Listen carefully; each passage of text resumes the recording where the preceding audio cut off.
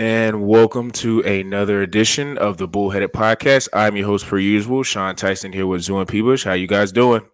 Doing all right, man. It's been a rough couple weeks at work, but another rough couple weeks with fantasy, man. It's just been a downhill start to October, unfortunately.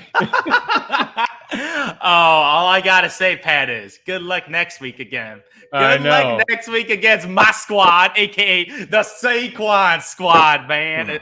Man, watching that guy play football is just a beauty to watch, man. Had to be up a little early to watch that game, but it was worth it, even though he gave me almost a heart attack when he left the game, man. Mhm. Almost if that guy got injured for a significant amount of time, bye-bye fantasy football, man. It's gonna be a rough year if he was out. But the brother came back and scored a tutty, man. That's all I can ask for, man. That's all I can ask for. We got the win. Oh yeah, man.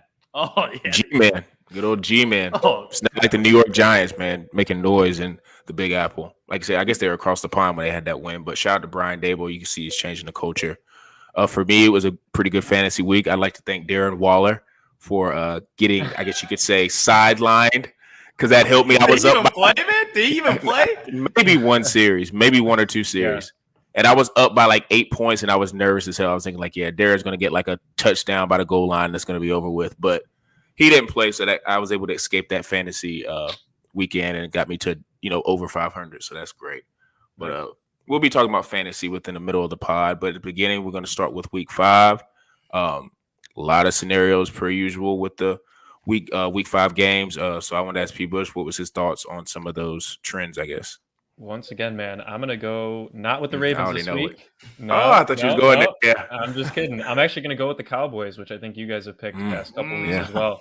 Cooper. And also to kind of go in line with, is it time to panic on the Rams side? I mean, you're looking at that running game. They're not using Darrell Henderson at all.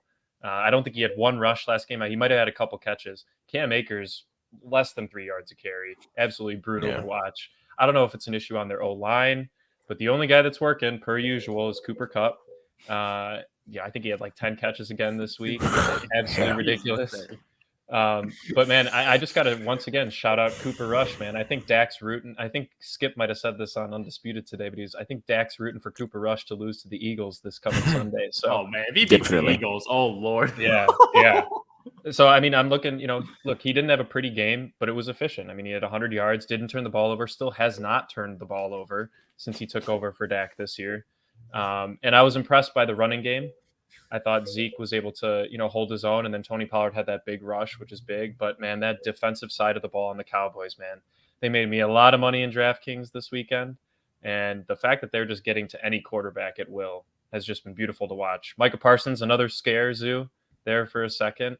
Coming out of the game there for a minute, comes right back in, goes right back to business, man. And that fumble recovery, just beautiful, man. Oh, man. Shout outs to my boy. Go for the defensive player of the year, man. Put some money on you, man. And they're looking at, if you look at the Dallas Cowboys defense, man, you can make an argument. They're the best defense in football right now. Yeah, they are. I think they are. You can make a great argument because, statistically, the way they get to the quarterback, man, and they get a bunch of picks, man, and the special team's been looking good too. So, shout outs to the Cowboys for getting it done with a backup quarterback. Yeah. That is incredible. Like Cooper Rush, man. There's a reason they're calling this. Do you know what they're calling this movie? Rush Hour 4, baby. Rush Hour 4, man. Let's go, Brian. Let's go. So, shout outs to Cooper Rush, man. That was a great pick, man. That was my highlight game last week, and it did not disappoint. But for me, man, I'm going back to that Baltimore Ravens game, man. That ending, oh, man. Shout outs to Justin Tucker for being the GOAT kicker of all time. Not because he just won his team, the Baltimore Ravens, but my fantasy team thanks you for your service. 16 fantasy points. That game winner, man. My heart was in that, man. I was barely a man.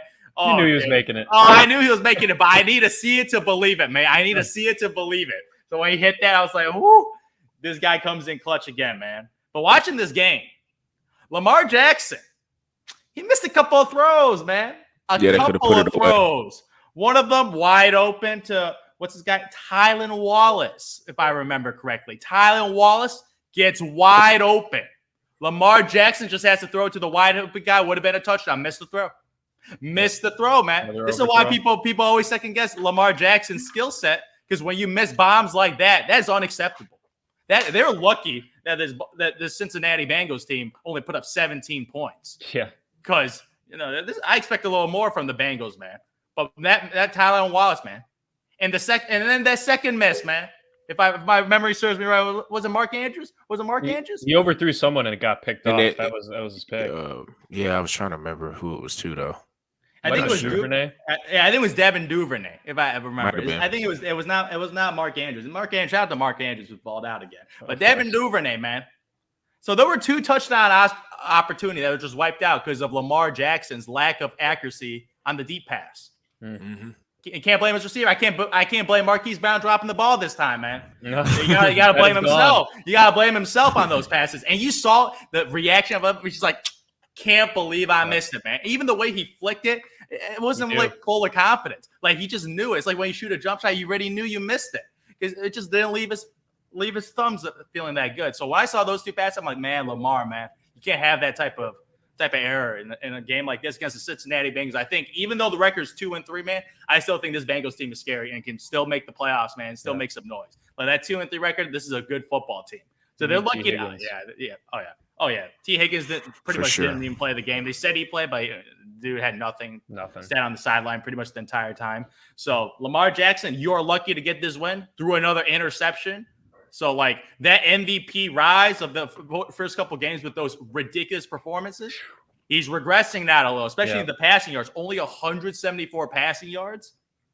So, like, 75, 80 rushing yards per usual. Yeah, 58 rushing yards. I led the team in rushing. Like, Jake, he's the best running back on the team. Sorry, J.K. Dobbins, still Lamar Jackson. When that dude sneaks the ball, it is a beauty to watch. I swear to God, he averaged like 5 yards a carry. So, Lamar Jackson, as a runner, beautiful to watch, but as a passer, man, those 2 missed throws, they can't happen. They can't happen, especially in the playoffs, because in the playoffs, that's when you lose games. You're lucky this Bengals team didn't show up, man. You should lose that game if you miss throws like that, because that is unacceptable. Unacceptable. They could have been up 20-16, the Bengals. Yeah. Right, going in, and they decided to go for it on 4th down. Go for it. Man, what's up with that, man? Needed those McPherson points too, man. But, you know, hey, and look, you look at it, I mean, I don't want to delve into this game in full, but, you know, we had a similar decision by the Chargers that almost cost them in their game, right? These young coaches, and we've seen Harbaugh go with the same situation. They go with these analytics, and of course, you know, you look back, and I think multiple broadcasters have said it, but they, you know, of course, hindsight's 20/20. You're going to say, well, why did they go for it? The analytics are pointing you one way, but I think at the end of the day, man, against a guy like Lamar, and you're asking him to drive down the field, passing the ball and needing to score a touchdown, you go up by 4 in that situation, knowing that they have the greatest kicker of all time that could make a 60-yard field goal and win them the game. So, I thought that was a big mishap on the coaching staff of the Bengals, but they should have won that game, Zoo. And once again, Lamar is saved by the true captain of that team, Justin Tucker, man. The true captain. Dude. Shout out to Justin Tucker, man. This dude legit is the greatest kicker of all time, man. It's beautiful. Yeah. That's the one position that I don't really care about the hardware, like with Super Bowls. It's just about the accuracy of your kicks and the clutchness. And Justin Tucker he has it all. He has it all. Nobody cares that, a lot of people are going to argue Vinatieri. Yes, he made big kicks in the Super Bowl, but I never really seen, and like you said, my memory could be bad, but I just don't remember seeing the amount of long kicks that that Vinatieri is making that Justin does. And like you say, Justin, even though, like you say, the Super Bowl stuff and playoff moments may not be there, but you just know you're not ever fearful when he goes up to kick. You just have, and like you say, Baltimore, I wouldn't say is like, I don't know, Tampa Bay, where half of the year it's like great weather. Like he's made some good kicks in like in tough weather. So Baltimore, shout out to Justin Tucker for sure.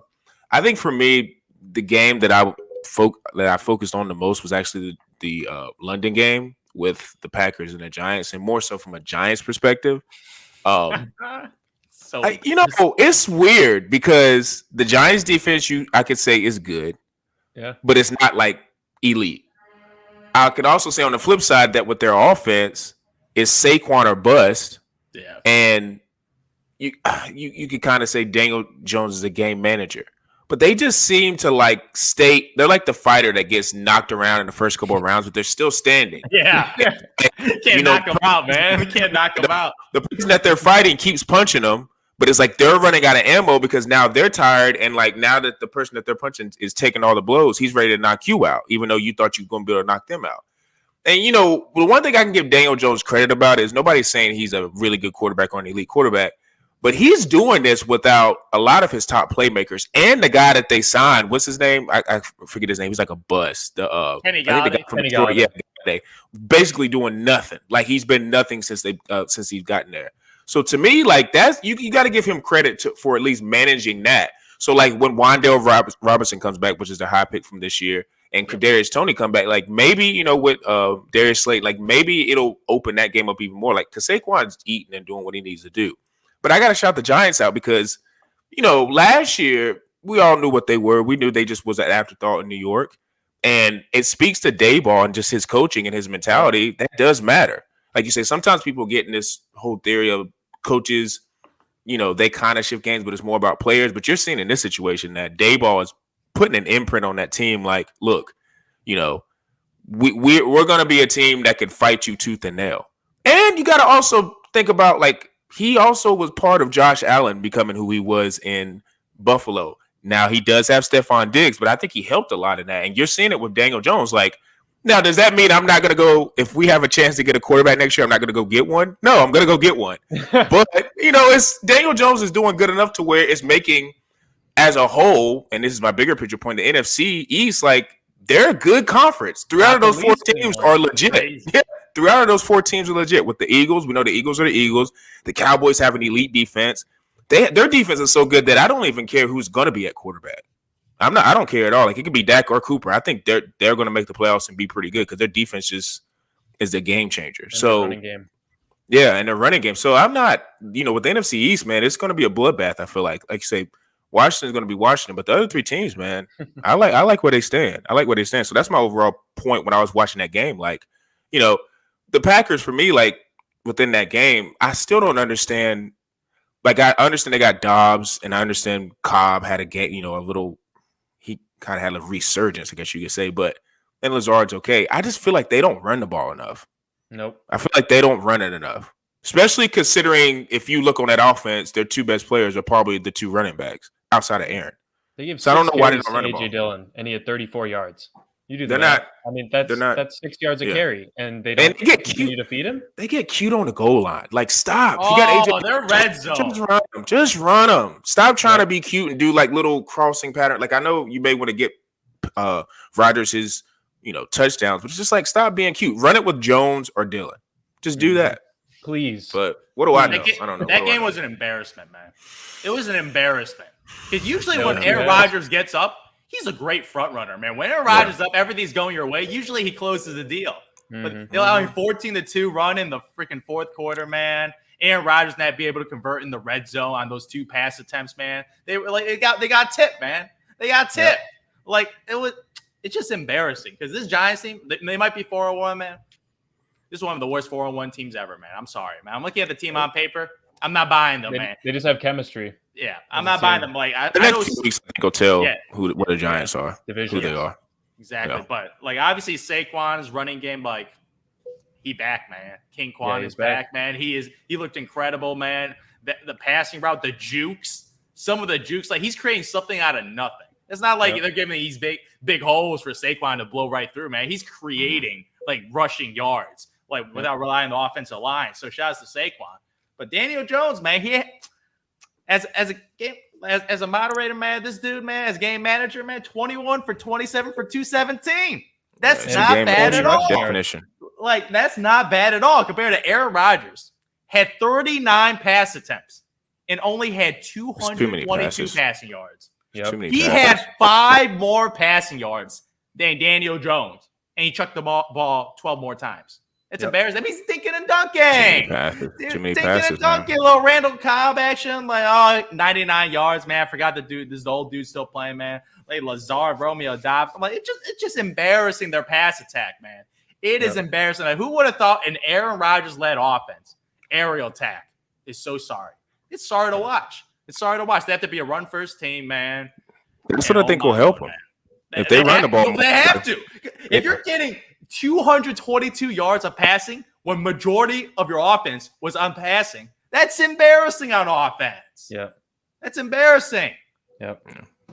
So, Aaron Rodgers, 3 I'm done with this Packers team, man. This team's a joke. This is not a good offensive team, man. I don't like their offense. Yeah.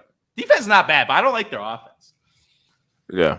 That'll be the only thing that gives them a chance is their defense. Because, like I said, I was high on their defense before that. But transitioning to fantasy football. We're going to try to give you guys a segment every so often with fantasy. If you're struggling, if you're trying to find, I guess, hidden gems within your own leagues. And, I thought of a segment that I think we could start, which is a buy, sell, hold type of deal. So some players you're high on, some players that you're kind of iffy on, and some players you're just ready to get rid of. And Zoo, I'm going to let you start with the buy of who you're buying right now. For me personally right now, man, I just hate it on Rodgers, man. I just hate it on him. But I feel like the passing game will get a little better. Just a little. It doesn't have to be much better. Yeah. Because right now, the wide receiver one position is real random right now. You got Randall Cobb going up. Yeah. You got Alan Lazard. You got the rookie Romeo Doubs. I like Romeo Doubs, man. Going in later in the season, I'm projecting for the future playoff run. Romeo Doubs going to establish himself as a wide receiver one on that offense.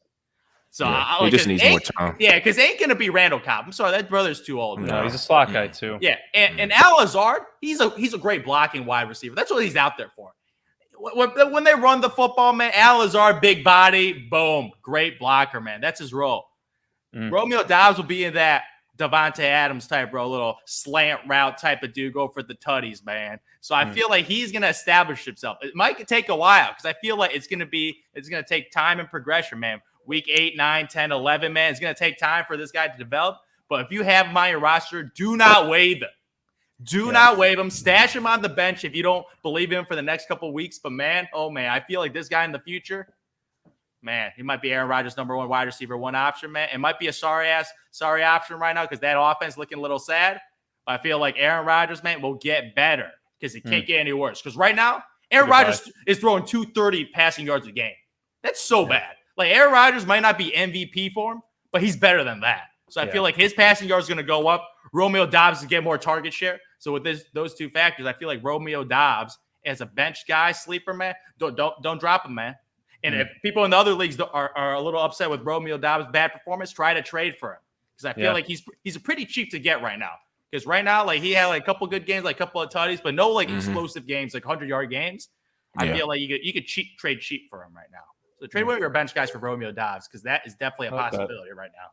Definitely a possibility. I'm going to stick with the young dude, too. And I'm going to go to a guy that was mentioned in the preseason. I'm going with Kenneth Walker III, man, with that.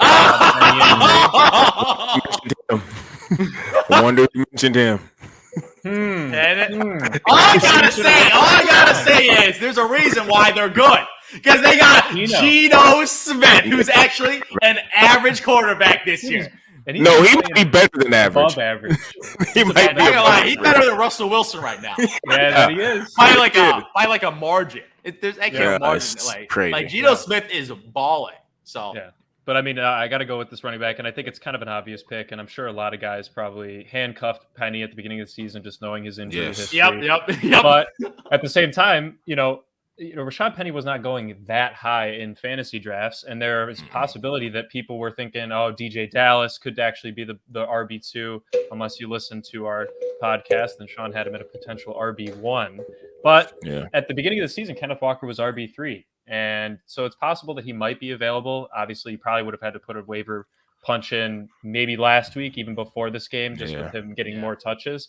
But if this is another guy, Zoo, I think that, some people probably have him on a bench. They were sitting on him for a while. He may have even had some movement at the beginning of the season. But if you can try and get this guy, I mean, he had 8 carries after Penny went down, 88 yards, man, 11 a carry against the Saints defense that I know they've been giving up some points, but they're no scrubs on the interior. I mean, with Cam Jordan there, a couple other guys, and he was giving it to him. So, with this offense, if Geno Smith continues to play well and, gets Tyler Lockett and DK involved, he loves his Will Dissly as well.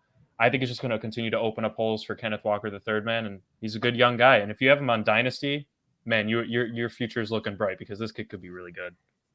Yeah. I think one player that I was mad about at first that I didn't get when I drafted, and then I was like, who cares? Because the quarterback was Mitch Trubisky. And now that Kenny Pickett has came into the fold, I think you should go buy and try to go get George Pickens because it's obvious that he's targeting him a lot. Now, part of that might be just because, when you're they're both rookies. Maybe you're just in more scenarios in camp where you can develop chemistry. So maybe that's a reason why he's doing that. Now, there will be somebody that can argue Deontay is a target horde, and if Deontay is on his A game, that he's going to get a majority of the targets. But, when I watched a little bit, and when I say a little bit, I watched the highlights of the Buffalo-Pittsburgh game. They showed a little bit of just Kenny throwing to George, and it just looked natural. And George Pickens is 6'4". He's a physical type of receiver. He likes to mix it up. So he's just I would say potentially has more of an upside than someone like Chase Claypool. So George Pickens would be a guy that I would definitely go out there and try to I doubt he's on your waiver wire, but I would try to go get him because he just seems like he's going to ascend. Now, the Steelers, I don't think are going to be any good, but I think Kenny Pickett is going to rely on him a lot. So that's one guy I think I would buy really, really high on if I was playing fantasy. And like I said, I doubt he's on the waiver wire. Let me go to my notes. So someone I thought, and this is all depending on the quarterback health, but Jalen Waddle is a guy I think I would hold a lot. I don't know what Tua's health is going to be. And the fact that Teddy Bridgewater also got hurt, now I don't think he's going to be that long. You're dealing with a quarterback that's pretty much, just a guy that's a practice squad type player. So Jalen Waddle, I didn't go with Tyreek because I kind of feel like Tyreek just knows how to he's a little bit more explosive, and maybe if you're just you could get a go route with him or something like that. But Jalen Waddle, his stats are going down the last couple of games, and that's all because of the quarterback. But we don't know what Tua's health is going to be, and even when he does come back, how good is he going to be? Like, we don't know if he's just going to pick up where he left off.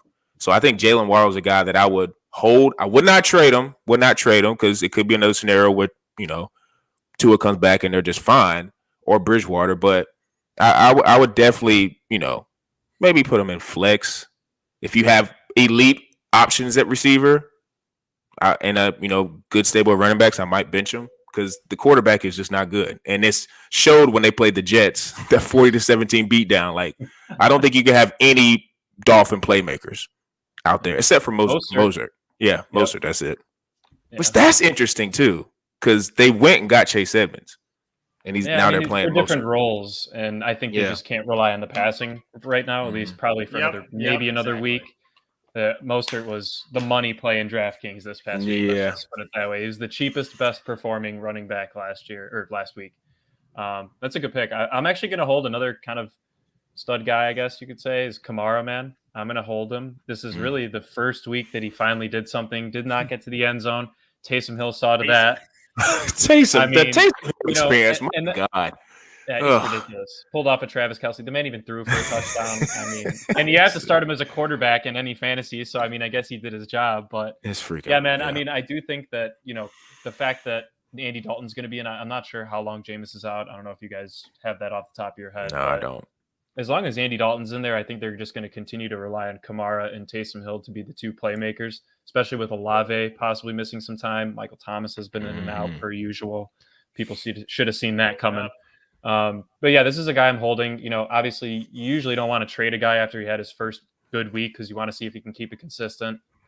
And especially with where he was going in this year's drafts and how his production was, I'm sure a lot of people were entertaining offers or at least thinking about trading low on Kamara's value. But I think it has a little bit of an uptick, and I think we'll see that probably over the next coming weeks, especially with Dalton still at the helm because he loves those dink and dunks, man, and the Saints are really good at running those plays. So, I think Kamara's got to be a guy you continue to give a chance at least through their bye week. Interesting, man. Interesting running back, man. Like you, I'm going to go with another stud running back, man, that hasn't been that impressive, man. But you can't sell this guy, Dalvin Cook, man. Oh, I know, man. You talk about selling Dalvin Cook, man. I remember you thought about selling this dude, man. After the Dalvin Cook, the usage is there, man. The usage is there. This is all you can ask for because the whole time Dalvin Cook's been playing is a lack of touchdowns. And look what happened. Touchdown regression, baby. You got to love a good old touchdown regression. 2 touchdowns. Dalvin Cook finally got into the end zone, man. This dude is still the workhorse, got 18 carries. He finally got 2 receptions, man. So the passing game usage. So I'm projecting more passing for Dalvin Cook, same rushing for Dalvin Cook, and the offense to have a little more cohesion because the Vikings had a good week, bad week. I feel like the Vikings offense almost blew it. Oh, yeah, they do. They are almost allergic to winning right now, man. But the Vikings got it done against the Chicago. Yeah, I almost pulled that comeback back. Fields finally had a good game, but I digress. That's all I'm saying. Fields almost had a good fantasy dark horse right there. Hold Justin Fields. Yeah, especially with the rushing yards. Justin Fields, man. But yeah, Cook, man, that's a good one. Yeah, I think he Dalvin did Cook, this man. week.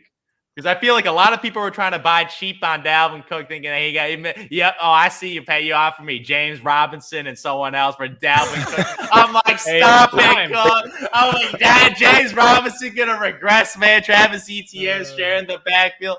Dalvin Cook owns the backfield. And if you got Dalvin Cook, I gotta remind everyone, if you have Dalvin Cook, don't just hold him. Get Alexander Madison if he's not on your roster. You need to have him. Because legit, if you don't have Alexander Madison, I might trade Dalvin Cook to the owner that has Madison, man, for a potential blockbuster trade. Because I can't sleep with having Dalvin Cook on my roster if I don't have the backup. Because the minute he goes down, it's over, man. It's over. And his ability to miss games, his ability to miss games, he never plays all 17 games. He's going to miss at least 3 to 4 games a year. So those weeks that he's out, you get that insurance, man. Pay one of your wide receivers, man. I traded Elijah Moore for Alexander Madison last week, man, just to get the insurance, man. That was a steal. Holy cow. Oh, yeah. Especially with Elijah Moore. He had a bad couple of weeks, too. So getting that insurance for Dalvin Cook, well worth the price, man. Get that insurance if you don't got it, man. Because Dalvin Cook without the insurance, that's a risky asset. I was the same for Swift, too. Yep, Jamal Williams. Gotta get Jamal insurance Williams. for because he's kind of showed a pattern of being hurt a lot. And now, like you say, he's been out for the last 2 weeks, and then the bye week, just brutal. But transitioning to Sell, you just mentioned him, James Robinson, and this kind of hurts because I kind of thought he was really trending towards being the bell cow because it just kind of felt like ETN was going to be the gadget guy to maybe throw like defenses off, but you kind of see in the I guess trending towards ETN, not in the same facet of how Michael Carter and Breece Hall is. It's a little bit slower, but I think it's going in that same direction. Because if you just watch ETN play, he's got everything that you want in a back. Now I don't know if a lot of it is maybe they were just managing him early because he came off an injury, but it's obvious that they want him to be the guy. Like they're putting him on end arounds, they're putting him in a bunch of routes. They want him to be the guy that can be the explosive element to their offense. So James Robinson is a guy I think has some value for the next maybe 2 weeks, but after that, it's gonna be tough, and that kind of sucks because he was a fantasy darling a couple years ago, had a crazy injury, and then he fought his way back, and I guess you could say he fooled us and think he was gonna be, the number one back. But yeah, I think that's a guy you got to get off of. I finally made the switch. I have both. So, that is a handcuff you had to have. Yeah. I finally moved ATN into the starting spot just because I think even if he doesn't score, his pass catching, I think that alone. He gets a lot of touches, man. He gets a lot of valuable touches. A lot of touches. And it's possible I have to actually start both of them this week. And they both had good games against the Colts when they shut them down in week 2. So it's potential, but I like that. Yeah, I think that fits perfectly, Sean, because I'm diving into another running back, man. And this is actually tough to say, but I'm actually going to say Najee Harris. I'm selling on Najee Harris. I think and it has nothing to do with the quarterback change, because I do think whether it's Trubisky or Pickett, he was not getting the work. He hasn't had over 12 points in a half-point PPR league this year, which for him, that's pretty ridiculous seeing how well he's done in the receiving game in the past. And they're just not using him to his full potential. And I think they're also just playing with Pickett. He threw 52 times. Now, I know they were down the whole game, and they were just trying to fight to stay in it. But at the same time, I think they're just going to try and use this to develop Pickett this year, try and get him going with Pickens, try and bring Deontay back into the fold. And maybe Najee has, some uptick towards the end of the year if they can get the passing game going. But I don't know, man. At this point, it's just gotten to that week 5 area where he has still not had a good game. And for the draft value where you got him, might be time to, maybe sell on somebody that you're willing to take a risk on. So that's a guy I'm looking at. Really quick, who you probably could have got a trade for, but now you won't get that trade is for Breece Hall. You're not getting that trade now. Breece Hall, man. This dude looks like maybe a week ago. Yeah, you might have would have got that a ago. week ago or two weeks ago, but now that's impossible. Yeah. Yep. Man, Brees Hall looks like a stud, man. Yeah. Holy That he does. crap. Holy crap. He'll be a second round guarantee. His usage at the beginning wasn't even that good. He was still getting double-digit points. Now he's getting usage. Exactly. Now he's dropping. That was a telltale right there. So, yeah, Brees Hall's performance has been very, very impressive for the Jets. But for me, man, I'm selling Clyde Edwards-Helaire, man. Yeah. I'm selling. If I got CEH, congrats to you because you got him late. You could probably get him 6th to 8th round. That's probably the place where you got CEH, man. You get this guy because you're on an elite offense, man. Elite offense, you're going to get lots of red zone opportunities, man. Hopefully he gets a lucky touchdown, man. He gets a lucky touchdown. But his usage, though, my goodness. I'm watching Jerick McKinnon play football. He looks better than CEH, man, running football. I think he's a better runner. Like, I still remember that one play where CEH has the big hole. This is a couple of weeks ago. Big hole. He just doesn't run in it, man. Like, the dude's vision just doesn't look that good. His rushing attempts, man, he's getting single-digit rushing attempts. He only had one game where he had double-digit rushing attempts. Yep. And he's not like an elite pass catcher. Like, it's not like he's getting like 5 to 6 receptions a game. He's just been getting a lot of, like, I feel like fluky touchdowns where Mahomes like spreading the ball around. He did warn us this year that he's going to be passing the ball to everyone. Everyone outside of Travis Kelce. It's like Travis Kelce, reliable. You're going to be able to predict his usage. But everybody else, no idea. Juju. Like Marquez Valdez-Scantling, Juju, bust. This dude gets 8 targets, catches like 2 footballs, man. I feel like he's barely playing.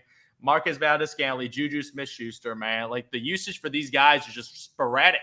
He doesn't got those eyes. He only got eyes for Kelce, man. Got no eyes for nobody else. So like everybody else on this team, I feel like you can't have a more star, man. Exactly. I was still like Marquez Valdez-Scantling, Mecole Hardman, CEH, like Sky Moore, Justin Watson, all these guys. I don't think he play any of them. Yeah, I don't think he plays. A couple catches last night. Yeah, he got 2 catches last night. But all these receivers, I can't play any of them confidently. Maybe on a week where you have a bunch of bye weeks, so you have to start someone for a week at a flex. But reliable guys that you want in the starting lineup, I want none of them, man. And that includes CEH, man. So if you could get someone, they'd be like, oh, CEH, man, he's an RB1, right? He's a top 10 running back right now, man. Try to sell high right now, man, because that value might fall off the cliff after 2 more weeks of low usage, and that's going to eventually correlate with low production because his usage is just not there. Like just watching him play, like Mahomes be chucking it. Like there'll never be a run first team. So I feel like CEH, man, those fluky tutties, man, going to go to somebody else, man. Go to somebody else, one of those random wide receivers out there. Yep. Facts. So yeah, I agree. The Kansas City playmakers are just like you said. Patrick Mahomes warned us. They're just none of those plays. Like there's no guy I'm confident in except for Kelce. And it's kind of funny that we talk about Lamar always depends on Mark Andrews. It's the same thing with Patrick Mahomes and his tight end. Like he didn't really. Their offense is a little bit more flashier, and they have more, I guess, brand names because we don't really know any of the Ravens receivers outside of Bateman and I guess you say Duvernay. So they don't have a lot like the stable of guys that we know in Kansas City. But yeah, they both are tight end reliant. So yes, we got to kind of get, I guess, CEH out of here, which I was never big on him before the draft anyway. So I did not like him. I was done with him. He burned a lot of people the last 2 years, man. A lot of people. Not big on him. So if you're a fan of the NFL and you look at storylines, the Panthers fired Matt Rule a couple of days ago, and it's been leading to a lot of speculation. Are they going to tank? Are they going to still try to compete? I think Steve Wilkes got promoted. BJ Walker, I think, is going to be announced as a starter this coming Sunday. So maybe that helps somebody like DJ Moore because he's had a struggle for real. I feel like he got overdrafted because of the Baker type of situation. Baker, man, something he needs a new start. But we're not talking about DJ Moore. We're talking about Christian McCaffrey. It's been leading to some speculation that he might actually get traded. So I wanted to ask the guys, what are some of his potential fits around the league? I'm assuming they're going to be contenders. So P. Bush, I'm going to start with you. I feel like this one's kind of obvious, but I'm going to go with the Buffalo Bills, man. Yeah. I think there's only maybe a couple other options for, teams that really need it. But we've talked about this for probably 2 years, second NFL season now. Bills never been able to get any one of their running backs truly going. Singletary a little bit more than Moss. They brought in James Cook as a rookie, fumbled in his first rushing attempt. He did have a nice touchdown, I think, towards the end of the game against the Steelers this past week. But look, man, if you can run an option with Josh Allen and Christian McCaffrey, oh Jesus, I mean, you might as well just write off the AFC. I don't think the Chiefs have a chance. Chargers, no chance. The Bills would run through pretty much anybody. That is if McCaffrey can stay healthy. But, I think that if there is a guy the Panthers are going to move, and Sean, I think this is why you brought it up, DJ Moore's younger, right? He's kind of more of a core guy. He signed a contract extension. McCaffrey has the history of injuries. He's kind of at a position that you can kind of fill in, right? Yep. And, especially in the pass catching game, you don't need a stud. Obviously, if you're a good team, you want a stud. And I think that's why the Bills should go for him. So I don't know what the price tag would be. I think that would actually be really interesting. Yeah, that's tough. Yeah, that's tough. Insight into. Because, we saw first rounders, for A.J. Brown, but, does McCaffrey carry the same type of value, warranting a first round pick? So depends what the Bills are willing to give up. But I do think if they're really trying to lock themselves in as the favorites this year, this wouldn't be a bad move. Yeah. Christian McCaffrey, man, I feel like this brother, man, he might not be the most flashy fantasy football player this year. Not much hype about McCaffrey this year. No. But low-key, he's having a really, really productive year in this atrocity of a team. He's got either a touchdown or 100 scrimmage yards every game he's played this year. Yep. Yeah. He has stayed healthy, which was the big if this year. And this guy looking a little more confident out there. So this guy's getting production in an atrocious offense that had to get rid of their head coach. So shout out to McCaffrey for having a hell of a year, man. But I got to agree with you, man. That was my pick, too, the Buffalo Bills, man. Yes. The thing is, I want to see that brother on a good team, man. Yeah. Christian McCaffrey deserves the opportunity to be on a good team. I think he's a good dude. When you think him and Josh Allen, it's just disrespectful to the other team, man. That is so mean. When you have those either Josh Allen runs or McCaffrey runs, man, are you kidding me? Just no one to stop. You got these two, on the outside. Yeah, physical specimens. Yeah, My man. goodness, the physical specimen of these two dudes running the football or passing. Like, forget McCaffrey's a great pass catcher, man. You got Diggs. You can line McCaffrey out as a wide receiver, man, if you want to throw the football. And like this brother Josh Allen threw 300 yards in 1.5 last time. And Sunday night, man. Sunday. 300 yards. He didn't even need to play the rest of the game, man. That was so embarrassing. That Steelers team, Jesus, made them look like a freaking what's that? The XFL team, man. Made them look like an XFL team, man. Like, Jesus not Christ. Good for the steel curtain. Yeah, like Vegas knew what they're talking about when they said it was a 14-point spread against the Steelers, man. Yeah, and that was giving the Steelers too much credit. Just think about that, man. And I think if they had McCaffrey, I mean, that'd be just ridiculous. Oh man, the Buffalo Bills, man, like they're in it to win it, man. They have the coach, they have the quarterback, they have the defense, they have the offense. Pull a Rams, man. Go all in. Yeah, go all in. Trade the draft picks if that's what's going to cost. Yeah, I feel like it won't even cost that many draft kits because McCaffrey's on the older side and his injury history. So legit, the Bills. Just think of it as a one-season guy, man. You don't need him for the future. Get him, win now, man. Because if you win the championship and McCaffrey helps you, well worth whatever you gave up, man. Worth whatever you gave up. Especially for a franchise that lost 4 Super Bowls in a row in the 90s. So, and you have James Cook for the future. Yeah, like exactly. He's for the future that you already have is like a guy that McCaffrey could also come in and just help him out as well to maybe accelerate his learning process. So, like you say, win now mode. If it takes a couple of picks, like you say, I'm not trading no first, second, or maybe even a third, but like fourth, I'll give a couple future fourths for McCaffrey, and then like I don't know a budding player. If like you say, I'm not really Devin big. Singletary. I don't know you can take Singletary or the Isaiah McKenzie, one of those guys, whatever, but. Yeah, so one I just thought of, since we all kind of agree the Bills is the best fit, a team that loves the plunge, even though they may not have the draft capital, is the Rams. Why don't they plunge? That was my second. Why don't they plunge more? And like you say, maybe if it takes a player, maybe Cam Akers needs a new start. And if you maybe trade Cam Akers in a 4th or 5th, maybe he gets it going on the because he is from the South. He's from Mississippi. Like, so maybe people in the South are being in the South. He'll be able to have more family come to the games, things like that. Who knows? But I think that could be interesting just because we know what they got with Cooper Kupp. Allen Robinson's kind of been a disaster. Oh, geez. I don't think they have outside of Higbee, I guess you could say as a good option. Yeah. They don't have a third guy, like a third option that is a bona fide threat to go to the house or do anything, or could take swing passes, do whatever. And I think McCaffrey could bring that dimension that could also maybe awake that offense. Now I wouldn't say their offense has been the entire problem with the Rams, but that could definitely help if they had somebody like McCaffrey. It's been terrible. I think it could definitely help. Yeah. Their O-line struggled Their too. O-line, the amount of sacks, the Whitworth. amount of picks of Matthew Stafford this year, the offense, like legit, defense are lighting them up every time they play the Rams. It's been shocking. It's been absolutely shocking.